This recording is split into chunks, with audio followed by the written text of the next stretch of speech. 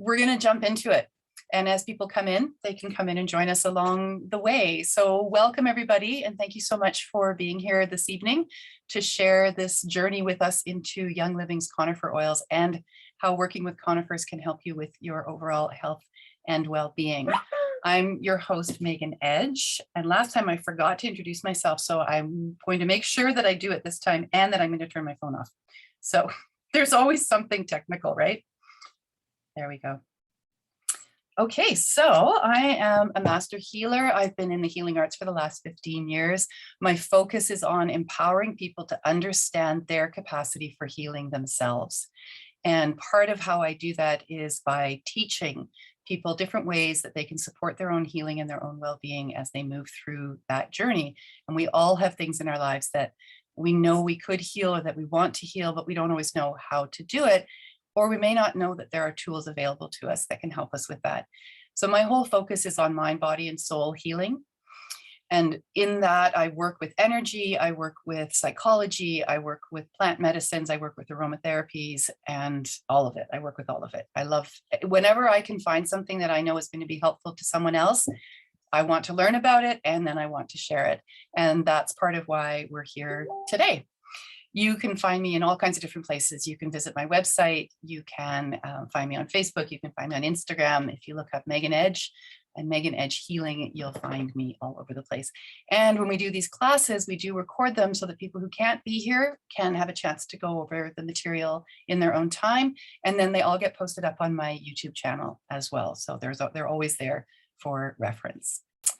All right, we are going to do a deep dive into conifers this evening. And normally when I teach, I don't tend to refer to my notes quite as often, but because I have so much information to share with you this evening, I will be referring to my notes. I'll be kind of going back and forth between conversation and then reading what it is that I've put together for us tonight. So bear with me.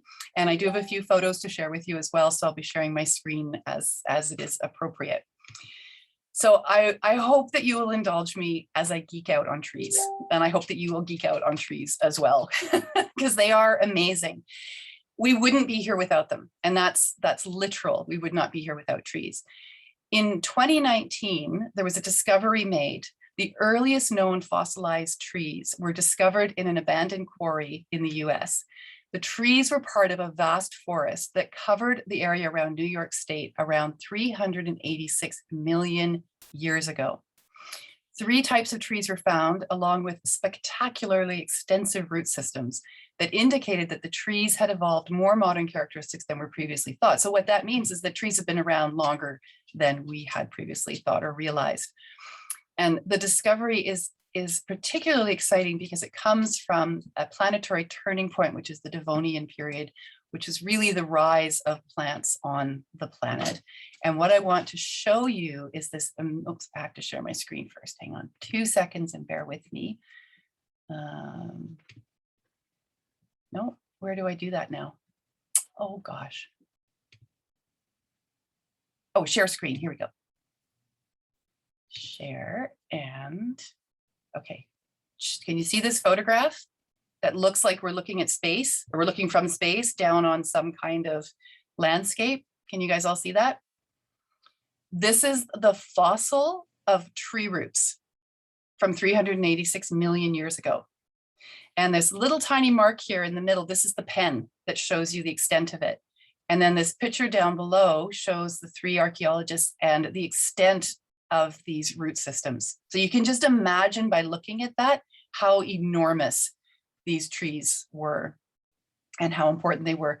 One of the things that was happening at that time with trees, so I'm trying to stop share now, with the trees was that they were creating oxygen, and it changed everything. Once we had those levels of oxygen, we were able to evolve all kinds of amazing flora, fauna, and animals. So fast forward to between 5 and 7 million years ago, when our ancestors came down from the trees, so to speak, and started the relatively long evolution towards bipedalism, language, culture, and community. Over these past 7 million years, even though we may have come down from the trees, we've never really left the forest.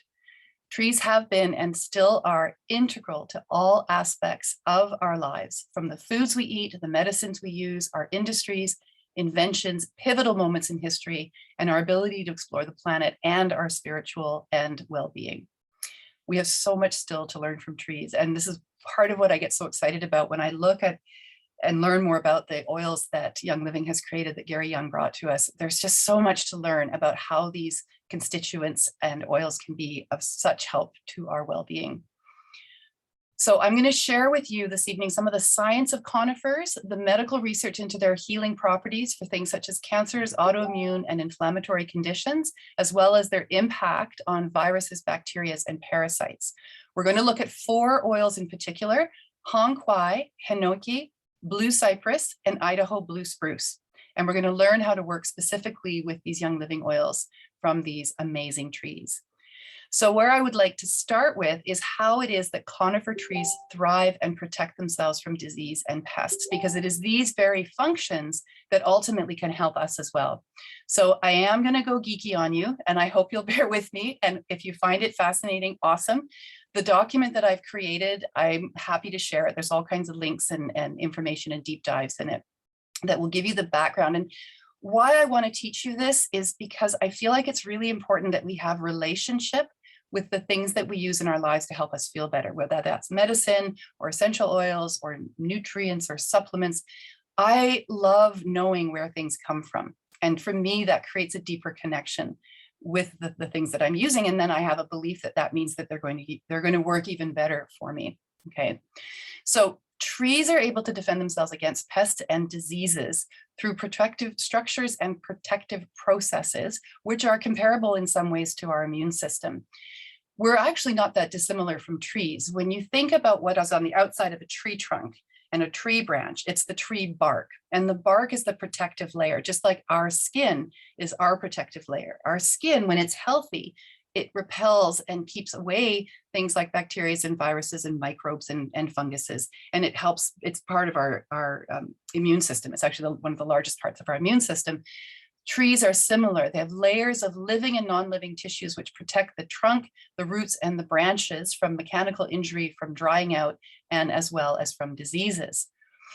What's really fascinating is that science has now understands a different kind of relationship that plants and trees have with one another in a forest setting, and that rather than it being a competitive setting or a competitive relationship to survive, trees have a collaborative relationship with one another in order to survive and thrive. And one of the things we now understand is that trees have an early warning system. They send out chemicals either through their roots or through their leaves, branches, and needles into the air to warn other trees in the forest if there is an impending attack. So if one tree on the edge of the forest becomes susceptible to a parasite, for example, or a virus, it sends out a warning to other trees in the forest, and then those trees increase certain levels of chemicals in their resins and their saps in order to protect themselves from that virus and that bacteria. That is mind-blowing to me. And what it means for me is that when I work with these oils, these essential oils, or I work with pine needles or any other parts of the tree, I'm become part of that collective. And each time I open up one of my Young Living tree oils, I'm part of the forest. Can you feel that? Like, it's just, to me, that's foundational in terms of healing, is to be part of a collective, because we're not meant to heal on our own. So the ways in which trees protect themselves and respond to external injury and wound is a complex one, involving processes that early humans recognized as being applicable to themselves. Conifers exude resin, which acts like a Band-Aid, not only to cover the wound, but also to ward off bacteria, viruses, and insects who could worsen the wound and potentially kill the tree. If it works for the tree, then why not us? And so this is what early peoples did. They worked with the plant medicines in their environment, learning by observing how the plant responded and reacted to the environment and to what it needed or wanted from the environment, and then incorporated that into their own use of these plants and these trees. Microbial studies have proven that resin is also effective on antibiotic resistant microbes. So I'm reading now from some of the resources that I pulled out. Spruce resin affects both gram-positive and gram-negative bacteria. Reducing the bacterial and fungal contamination of a wound is generally known to improve the wound healing. In clinical tests on humans, as well as in vitro, resin salve has shown to improve wound healing and reduce pain on various wounds, including pressure ulcers, complicated surgical wounds, and diabetic foot ulcers. I've had 17 surgeries in my life, and many of them have been dramatic or traumatic, however you want to put it. I can only imagine what it would have been like to have woken up from some kind of internal surgery to the smell of the forest in the hospital room because the doctors were putting resin salves on my wounds in order for them to heal faster. Wouldn't that be amazing? I think that would be incredible. I think there's a whole area there that we could step into. Okay, so we're talking about resins. I also want to talk just briefly about sap. There's a difference between sap and resin. And what we're working with when we're working with essential oils is we're working with the resin of a plant, not the sap of a plant. Although the sap is part of the tree bark when it gets shredded up and then distilled. So when I first started working with conifers a few years ago, I was using the term sap and resin interchangeably. I'm sorry, I'm just going to move my phone out of the way, it's ringing. And I didn't know that they are in fact different things. When I was growing up in Quebec, we had a cottage and we would spend our winters up there. And one of the best parts of that was in the early or the late winter, early spring, when the sap would start to rise in the maple trees, and we would go out and tap the maple trees and make our own maple syrup and all that. And that's how most people think of sap. It's that sugary liquid that rises up in the tree in the springtime.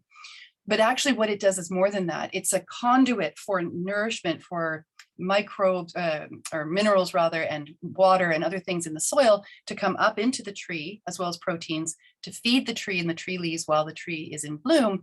And then it comes back down in the wintertime and brings all the nutrients from the tree leaves back into the roots in order to survive the winter, if it's a deciduous tree. So mostly all trees produce sap. This is a fun sentence. Mostly all trees produce sap, but not all trees produce resin. Tree resin can be found in trees that belong to the Pinaceae family. So that's the pines, the firs, and the cedars. Deciduous trees, which are the ones that lose their leaves, don't produce resin as carnivorous trees do, but coniferous or evergreen trees like pine, cedar, Douglas fir can produce both sap and resin. So if you've ever been out camping and you've tried to make a fire with wet wood, especially if it's an evergreen wood, you'll notice that the wood is kind of spongy. The pithy part on the inside is spongy. That's the sap. And then the resin is on the outside of the tree. So I'm going to show you again. I'm just going to quickly share my screen with you again and bring you over to this document. Okay. And share with you what it looks like, the difference of, okay. Oh, this was the picture that I was going to use to demonstrate our evolution. I especially like that the highest state of evolution is a woman. Okay, so here are two images of sap that's being tapped from a maple tree in the early spring. And you can see that it's very liquidy and very light. And then we boil it and boil it and boil it to get the sugars out of it. Sorry to interrupt. Can you share your screen again? We're not seeing it. Oh, I'm sorry. Yep. Yeah, no problem. I don't think I did the whole thing. Oh, share. Here we go. There we are. Can you see it now? Awesome. Okay. Yes, yeah. Yeah. Okay. So here's what it looks like when we're tapping maple trees for maple syrup. And here's a little drop of it coming out. And you can see it's very clear. And if you touch it, it's very watery and very light. And it has a light sugary flavor to it, or light sugary, flavor to it.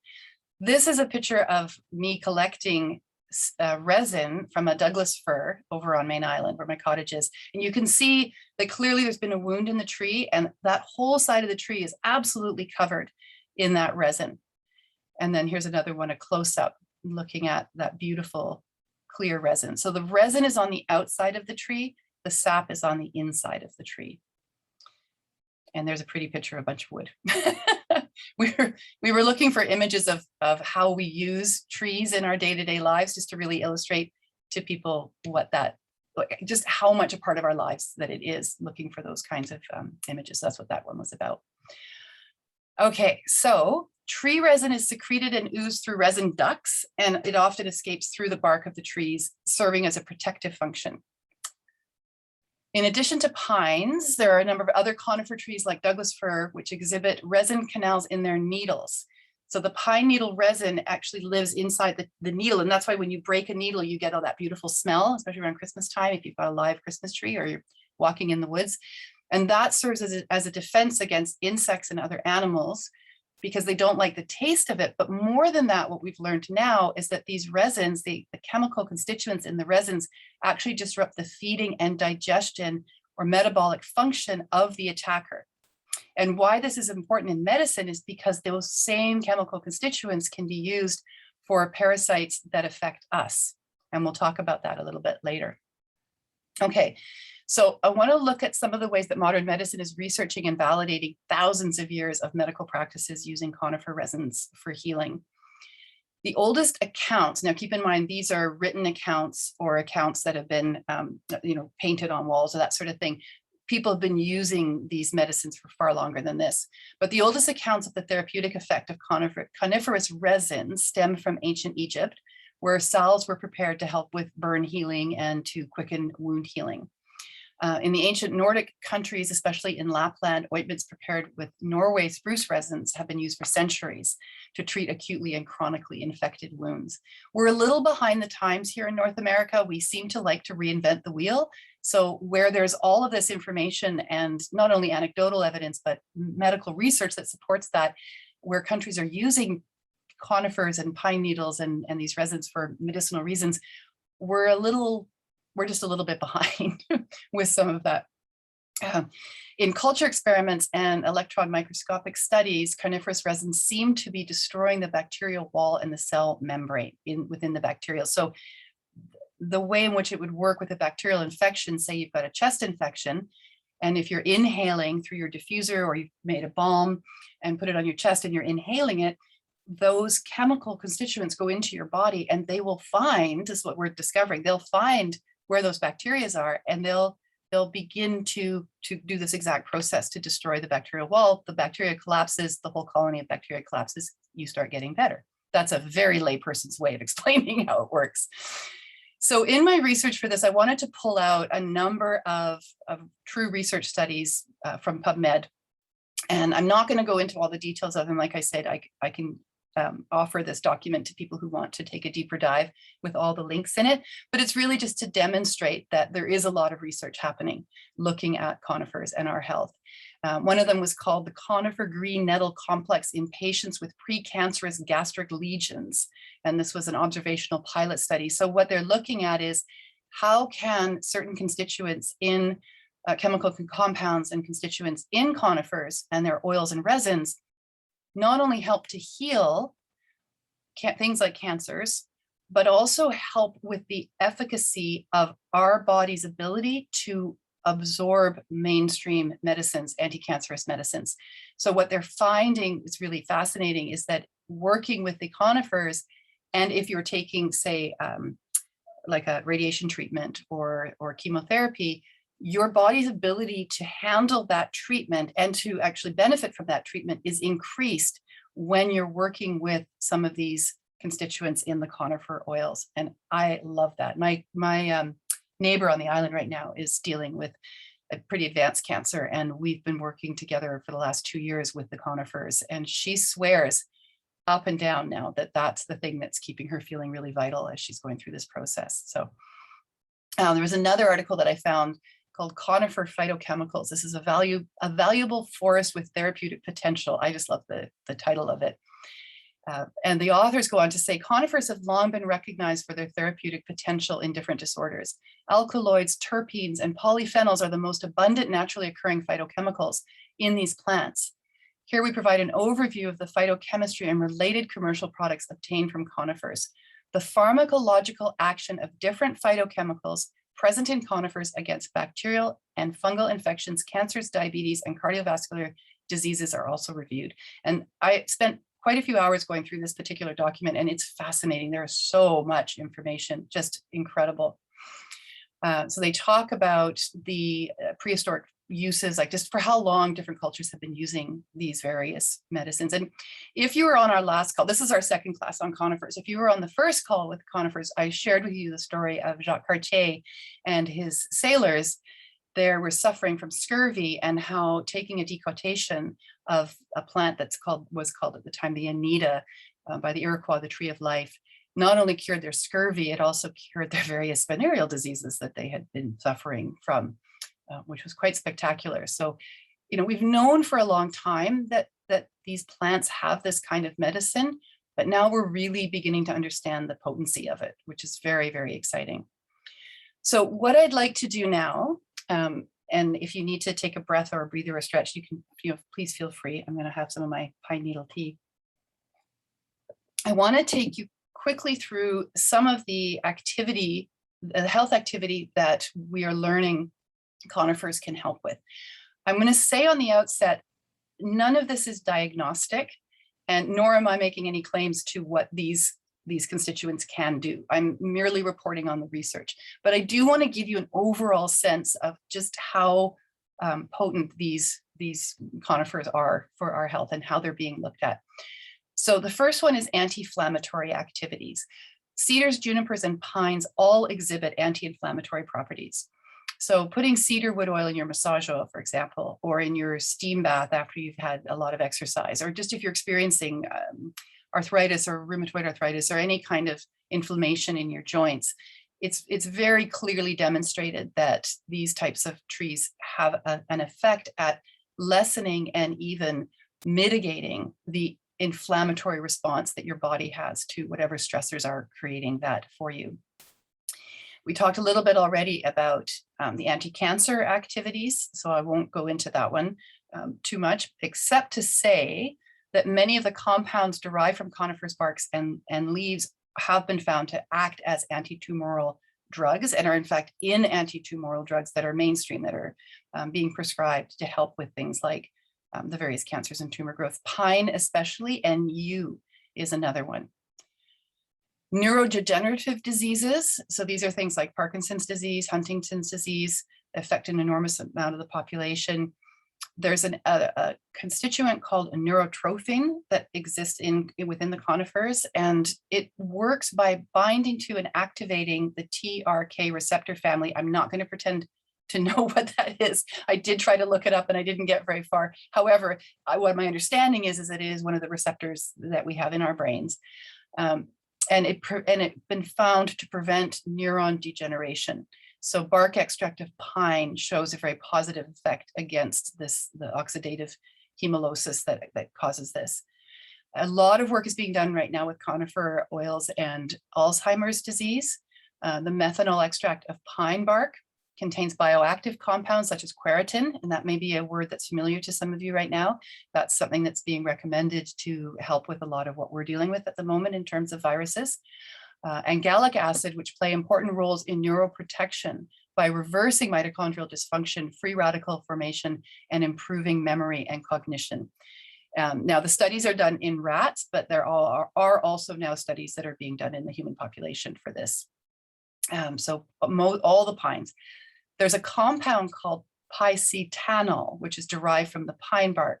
And this has also been proven to be effective in preventing Alzheimer's disease. So I don't know what it does once one has Alzheimer's disease, but apparently it's quite powerful in preventing it. So if it's something that runs in the family, for example, this could be something to look into. And there's a medicine called Larvacetical, which has this Pinacea in it. Parkinson's disease is another one that is being looked at for the efficacy of conifer oils and different parts of the conifer plant. The methanol extract of juniper has been found to be really effective in reducing catalepsy, enhancing locomotor activity, and increasing the level of reduced glyphosate protein levels and muscle activity. And also Idaho blue spruce, which is one of the ones that we're going to be looking at. There's some very compelling research looking at Idaho blue spruce for that. Insomnia.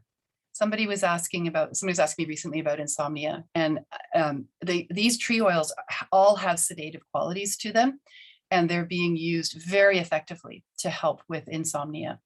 Pine especially. You'll hear pine over and over again. One of the things that pine does is it has a hypnotic effect through the GABA center of the brain, and that's where our happy feel thoughts come from. And anytime we're feeling less stressed, we're going to sleep better, right? Again, a lot of research into anti-diabetic activity. Phytoconstituents such as the terpenes, the flavonoids, the alkaloids, the carotenoids, and the sapins all have anti-diabetic effects, and they are now being used to treat diabetes. Cedar, pine, and yew as well have been studied for their anti-diabetic anti-hyperglycemic and hypoglycemic properties. The article that I'm quoting from goes into a lot more detail about the mechanism of it, but honestly, it's very, very, well, unless you have a background in it, I don't know that it would make a great deal of sense. There was certainly a lot of it that I glossed over, but pulled out the things that were pertinent.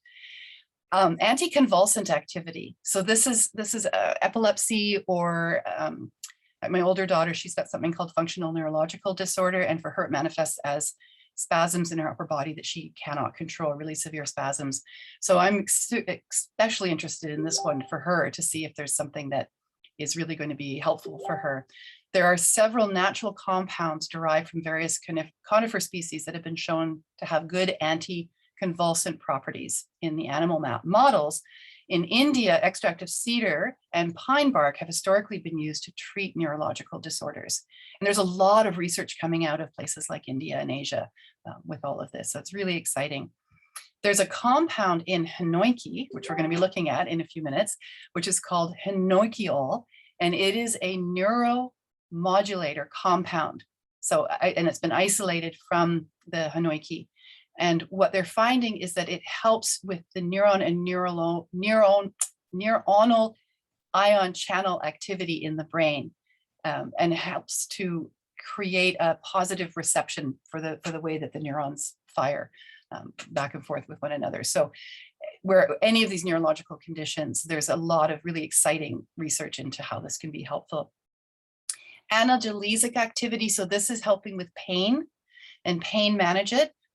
Cedars have demonstrated themselves to be extremely effective in helping reduce pain and the pain receptor, like helping to, I don't know if they're numbing the pain receptors or working with the brain and the communication between the body and the brain, as far as how the body understands and feels pain, and then how that gets translated to the brain.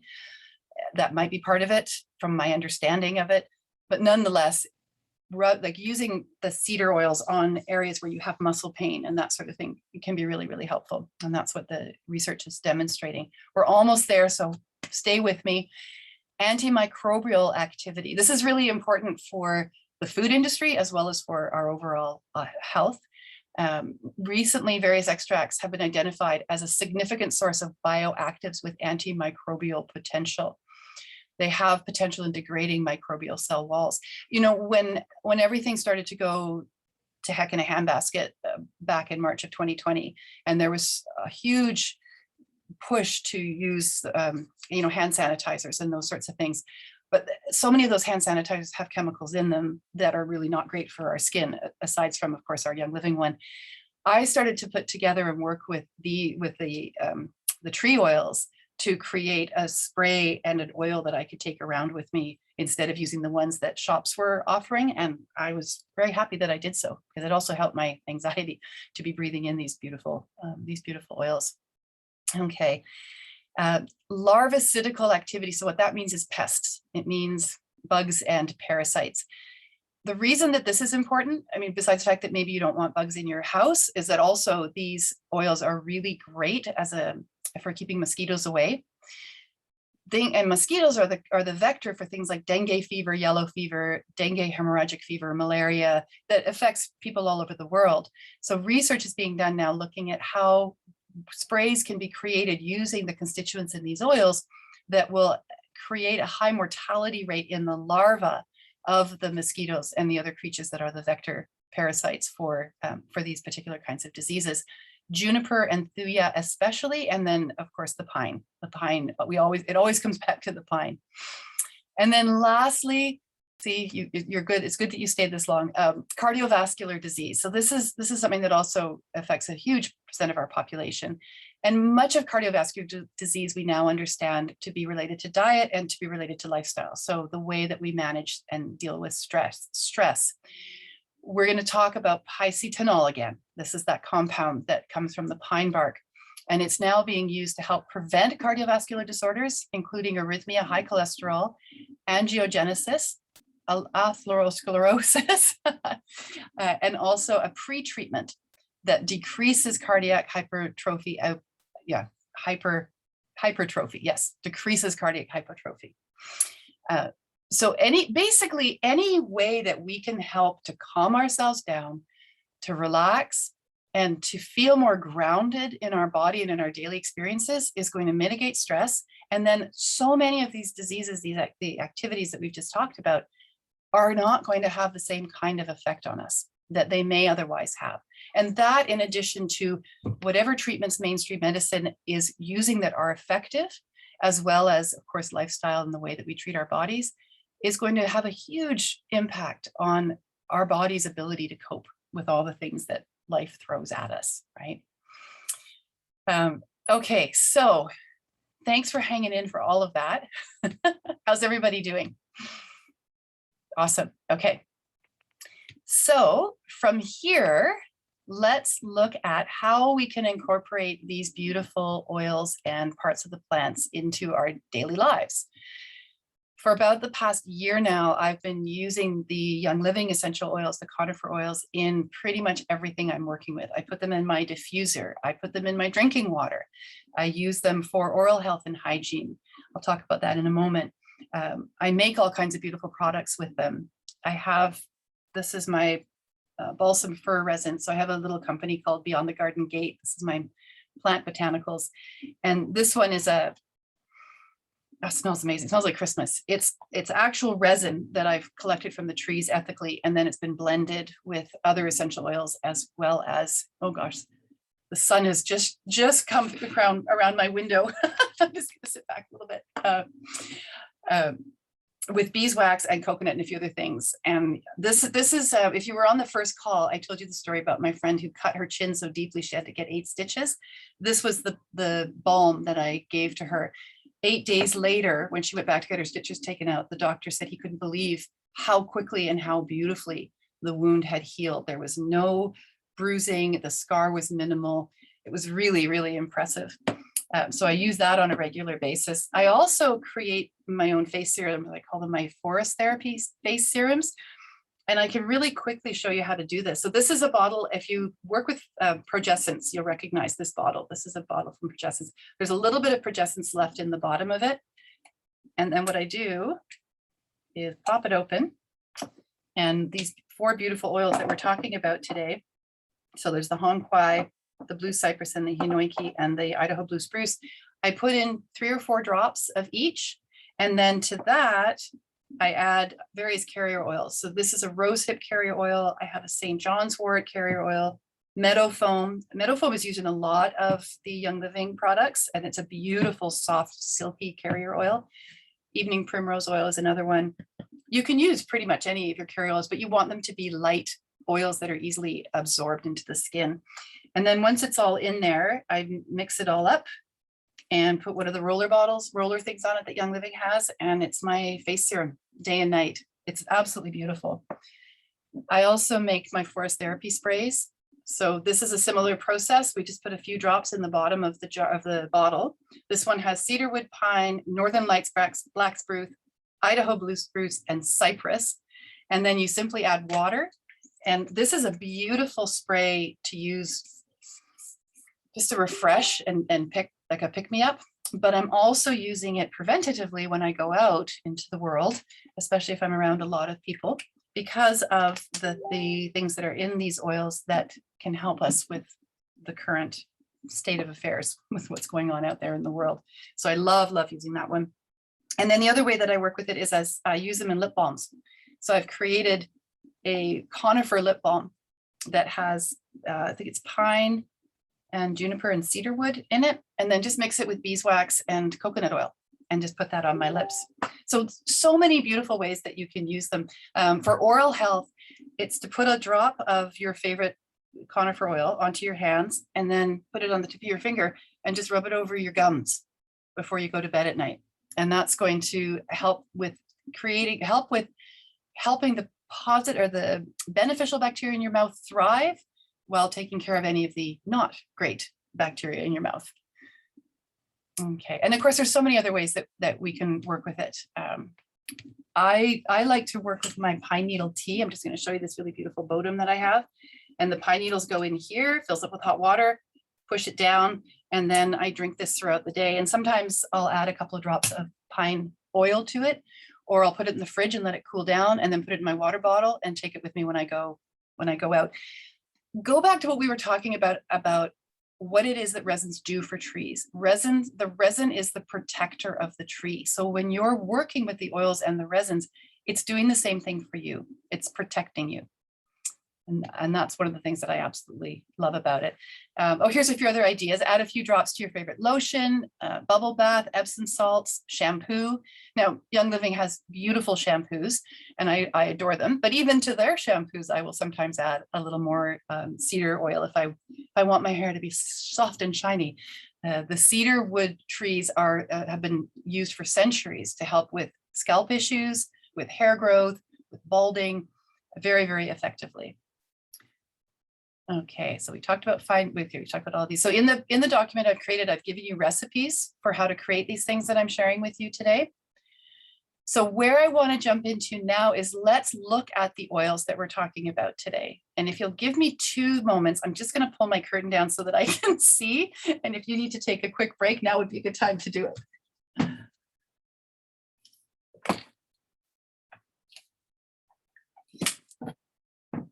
Okay. There, now I'm not squinting into the sun anymore. Have some of my pine tea. We talked in the last class about why it is that pine needle tea is so effective to help with the things that our bodies are dealing with right now. And there's two compounds or constituents that are in pine needles. There is suramin and shikamin. Shikamin especially is used in mainstream medicines as an antiviral and an anti-influenza. So it's there's a product called Tamiflu that's used to combat all flus, all influenzas. There's lots of things that have shikamin in them, but the concentration in pine needles seems to be one of the best next to star anise. And again, there's lots of research on that. You can Google it and you'll find a lot of really amazing stuff about it. So I won't go into too much of it right now. But let's talk about Hanoiki. So if you have your oils with you, I would highly recommend that you open up Hanoiki. Oh, and just sniff it. It's so amazing. The first time I opened this essential oil, I thought I died and gone to heaven. It is so deep. For me, it just has this incredible deepness to it. And then when I watched the beautiful documentary that Young Living put together on the Hanoiki, the tree, the oil, the island of Taiwan, it deepened my relationship with this oil so beautifully. The Hanoiki, or the Taiwanese Red Cedar, is a very long-lived, very aromatic tree. It grows up to, I think, 60 meters or higher, can live up to 400 or 4,500 years, and doesn't start producing essential oil in its bark until it is 700 years old. And there's the man who is helping Young Living and creating this beautiful oil. He talks about the spirit that's in these trees and the sacredness of them. I mean, it's absolutely true. When you smell that oil, there is that incredible sacredness in it. And he also pointed out that every drop of Hanoiki oil is at least 1,000 years old. And the first 2 times I watched the documentary, I didn't catch that, but I caught it the other day when I was watching it again in preparation for this. Every drop in that bottle is at least 1,000 years old. That's phenomenal. For me, that creates a depth of relationship that's hard to even explain. So along with all the things we've already talked about, the ways in which cedars can be really beneficial, one of the things I want to share with you today is about the emotional benefit that Hanoiki demonstrates. And there's a wonderful website. It's hanoikioil.com, and you may want to go and have a look at it. The fellow who's put it together has done a lot of work looking at emotional wellness and the Hanoiki oil. And he says Hanoiki can help you flip from being tense anxious to relaxed calm.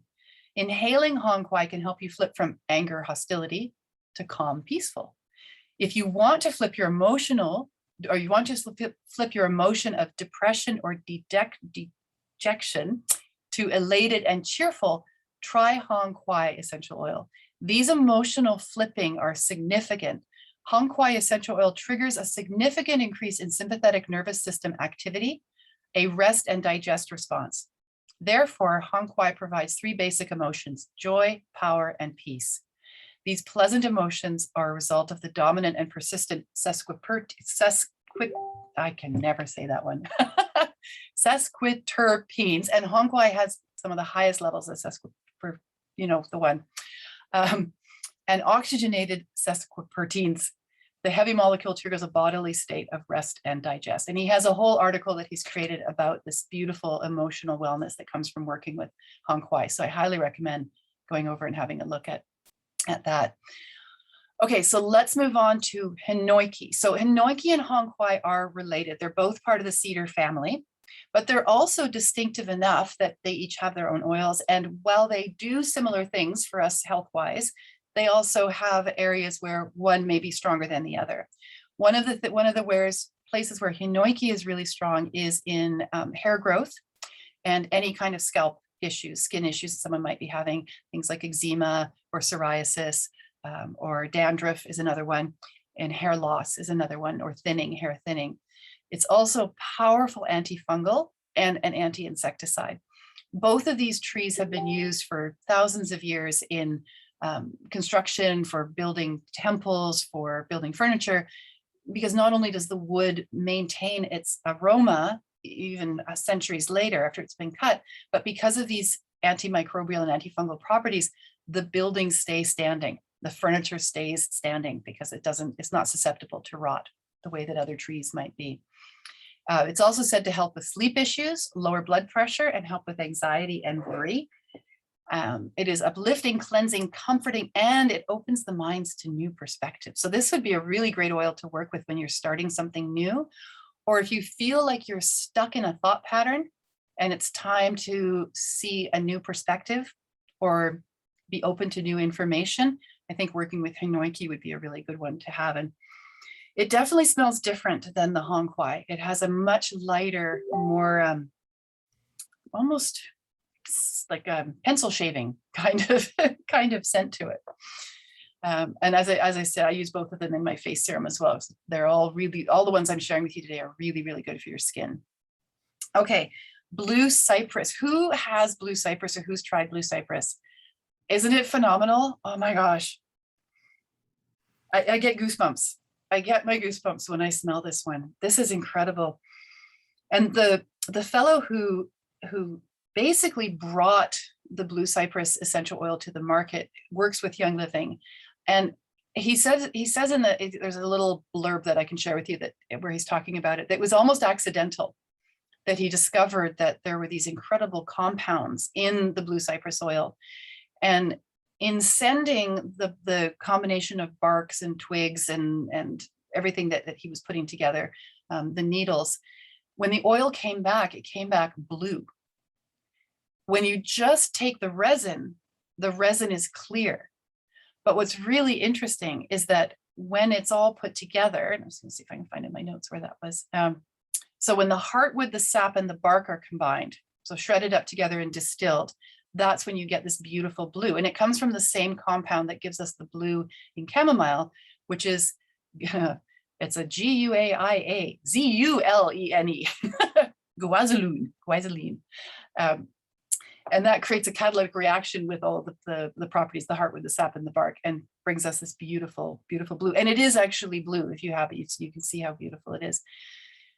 I'm going to just quickly go through without going into detail, because as I say, you can look at it in the document, but some of the compounds that are in blue cypress that are what gives it such potency. There's guar oil, which is an anti-inflammatory, beta-elamine, shown to stop the growth of cancer cells in lab studies. Eudacimols, including the gamma eudacimol and the beta eudacimol, which are believed to help slow the growth of cancer cells. Limonene, an anti-inflammatory. Selenines, which are rich in antioxidants. So, and all of these cross the blood-brain barrier very, very well and very effectively, helping to bring oxygen into our whole system. Okay. It's a beautiful one. There's a really lovely history here too with the blue cypress. So, it's native to Australia, and the indigenous people of the area in Australia where the blue cypress comes from, which is Western Australia and Queensland, the Twi people, have been using blue cypress forever, for millennium, for all of its healing powers. They would crush the plant to use it as a face and body cleanser, as well as a moisturizer to prevent the skin from drying. Pieces of the wood were placed on hot stones to create vapor, and they would inhale that for its therapeutic properties if there were any chest issues going on. It was also used as a birth to stop bleeding after birth, and the ashes and the wood were mixed with water to help ease aches and pains. And the blue cypress to the Tui people is known as the Carnituricani. I hope I haven't said that completely incorrectly.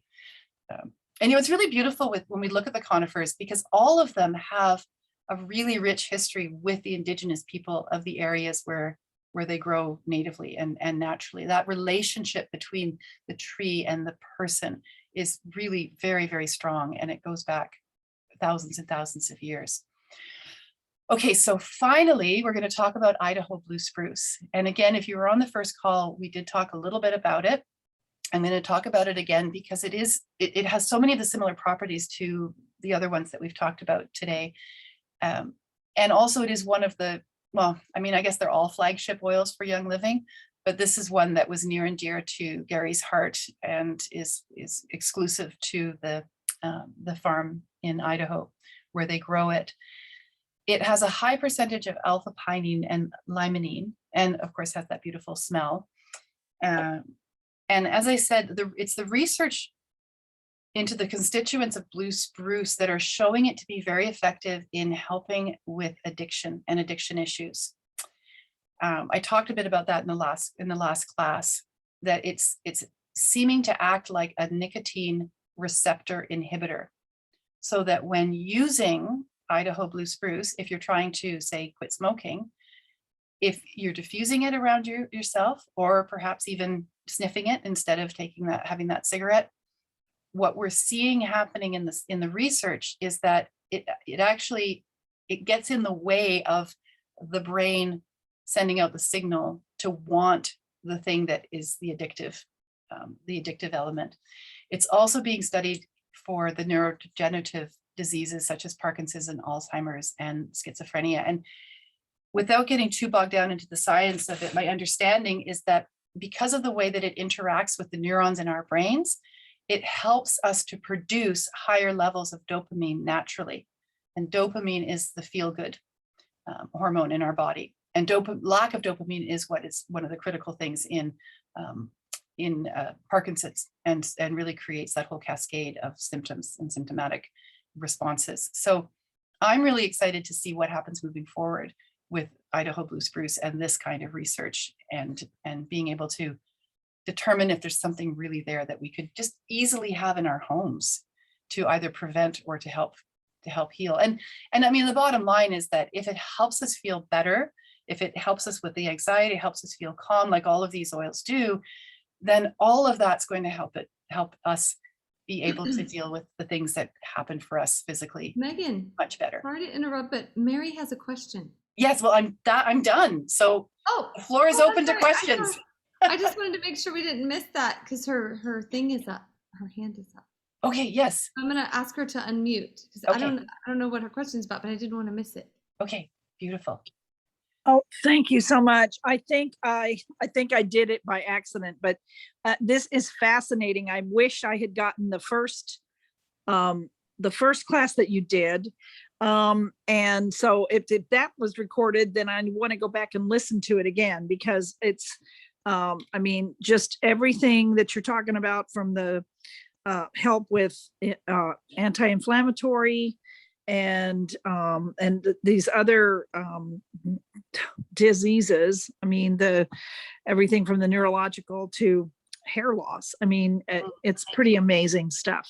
My question earlier was if you would share, or would you share the recipes for these oils, like your face oil and that kind of thing? Yes, absolutely. Well, as I was saying, I've put together these two documents. So first of all, yes, the first class has been recorded, and I'm happy to send you the link, or we can put the link in our various groups so you can go back to it. And I've also created two documents, one for each class, that is essentially what I've shared. And then in that is the recipes as well. But what I can quickly do while we're just here, because I'll just scroll back up to it. The face serum is, hang on, here we go. So in a 2-ounce glass dropper bottle, that's what I use.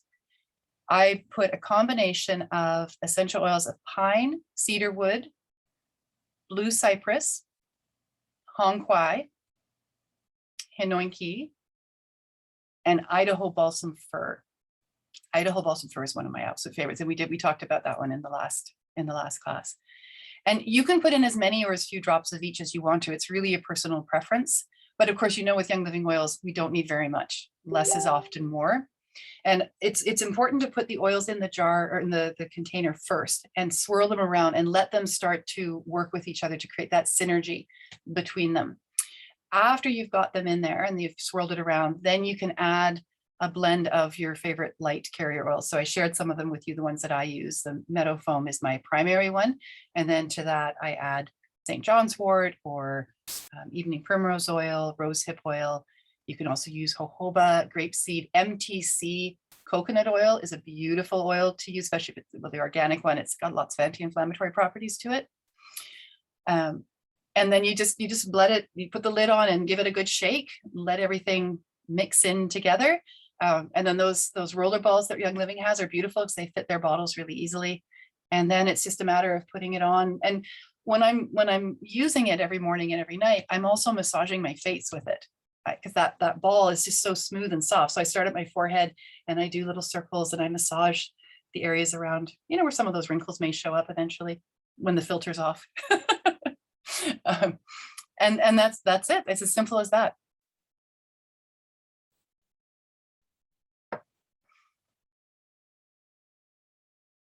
So any other questions or comments that people have? I know it was a lot of information and I went through it quickly, but that's why I have this document that I can provide you a link for so that you can go through it in a slower way. Well, thank you so much. And thank you, Ellen, for telling me about this. It's great. Oh, you're welcome. Yeah. Oh, I have a little tip. You said that blue cypress is high in D-limonene. Mm-hmm. And when you have any autoimmune condition at all, and I only know this because I have Lyme, and Hanoiki and Hanoiki were really big in my treatment for that. D-limonene converts to glutathione in the body. So a lot of times when we get older, we can't create it ourselves. And when you have an autoimmune condition, that's really, really important to have in your body. So the fact that these oils can do that, any oil that's like a citrus oil, they also convert to glutathione in the body, but it's really good to people to know if you put oils on your skin multiple times a day, you have an autoimmune condition, citruses will work, blue cypress will work, and blue cypress is really good for like swelling of the ankles. Mm-hmm. Any cypress is good for circulation. So if you retain water in your ankles and swelling, then you can use it for that. Yay. Yes, absolutely. Yeah. And I have fibromyalgia. I was given a diagnosis of fibromyalgia about, that's my daughter now, so 13 or 14 years ago. And when I started working with the oils, especially when I started working with the Young Living oils, I absolutely noticed a difference in how my body felt, how my body moved. And then I learned afterwards that a lot of that is because of the anti-inflammatory properties that are in these oils. And then also the way in which just working with them is so relaxing. It is literally like being in the forest. And I'm very familiar with the forest because, as I shared, I grew up being out in the forest and foraging. And there's something absolutely magical about being in the woods, whether it's a conifer woods or it's deciduous or it's a mix.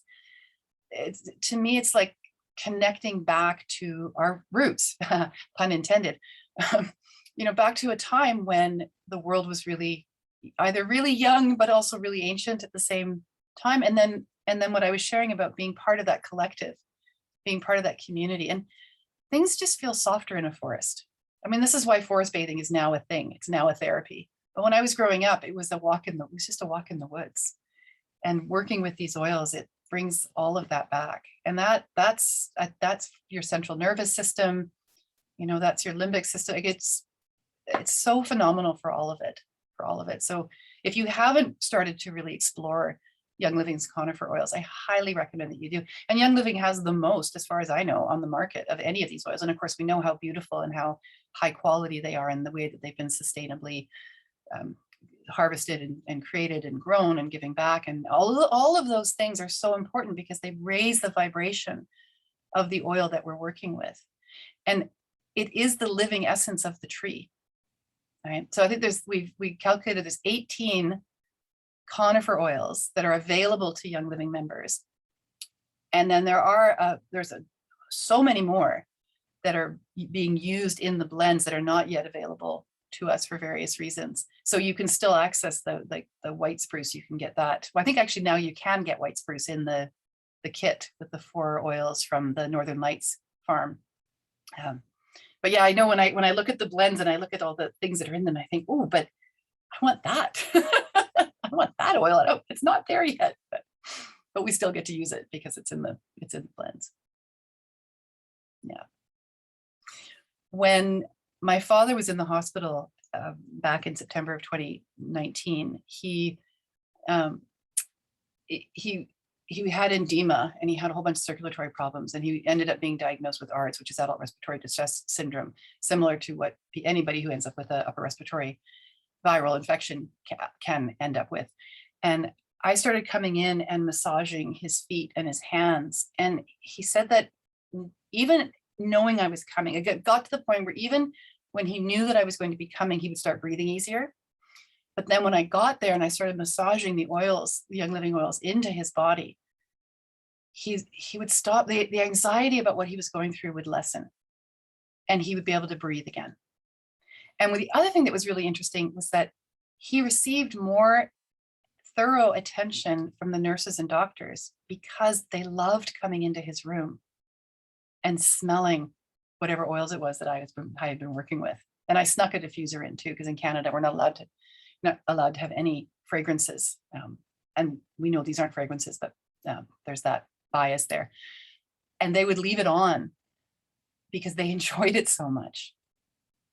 So there's something to this, not only in terms of how these oils can help us physically, it's absolutely how they can help us emotionally. And although my father didn't survive, he ended up going into the ICU and he didn't come back. Even when he was in the induced coma in the ICU, I was going in there every day and I was using these oils on him. And they didn't save him, but that wasn't the point. The point was that they eased his suffering. And and they eased our suffering because they were working on us as well as, as much as they were working on him. And he said to me at the time, when he could still talk, he said that we needed to be doing this. He said, you need to get your practitioners in here. You need to get your healers in here into the hospital and offering this kind of therapy and this kind of help to people who are going through the kinds of things that he was going through. So who knows where we can go with that, but it's exciting. And just a heads up about frequency, because you talked about Idaho blue spruce. Mm-hmm. Everyone thinks rose is the highest, rose. It's $300. And so everyone thinks, oh, I got to get rose. But actually, Idaho blue spruce is over 528 megahertz, which is very high, over I think rose is 300 and something. And then Idaho or Northern Lights black spruce is over 700 megahertz. So it's almost double rose. Just an FYI. Yeah. We love the flower oils too, but yeah, as a shout out to the conifers, especially. The research with not Hanoiki, with Hong Kwai is similar. I wasn't able to find I didn't actually look for the frequency numbers, but in the things that I was looking at for the emotional support and the spiritual support, Hong Kwai is one of the best oils for that. It's the fact that we even have it is phenomenal. The trees are protected in Taiwan because of the way in which they were completely exploited in the last 100 years.